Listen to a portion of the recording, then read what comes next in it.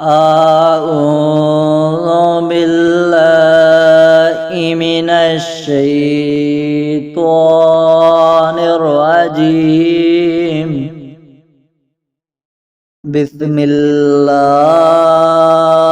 الرحمن الرحيم.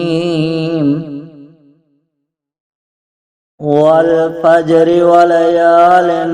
عشر والشفع والوتر والليل إذا يسر هل في ذلك قسم لذي حجر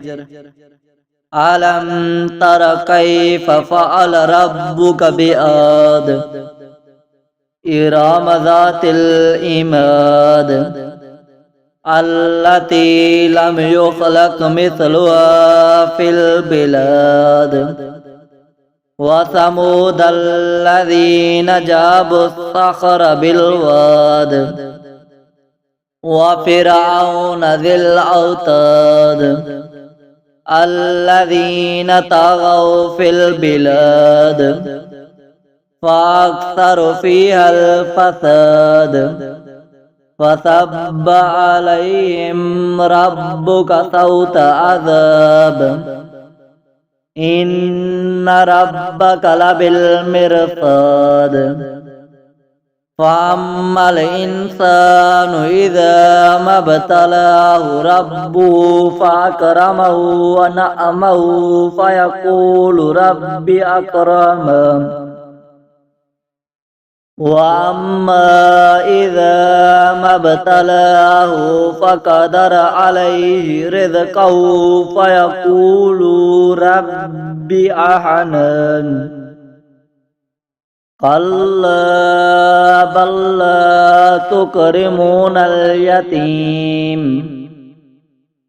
ولا تحاضون على طعام المسكين وتأكلون التراث أكلا لما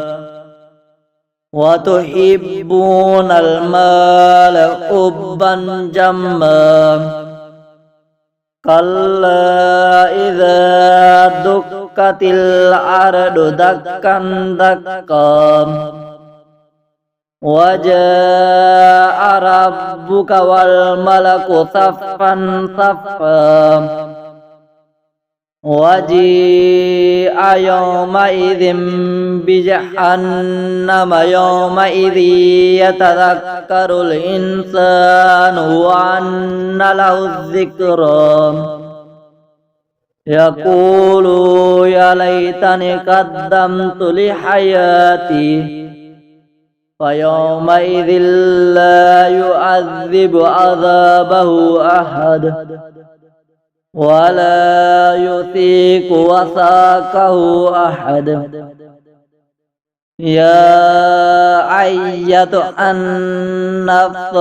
المطمئنة ارجعي إلى ربك راضية مرضية وادخلي في عبادي وادخلي جنتي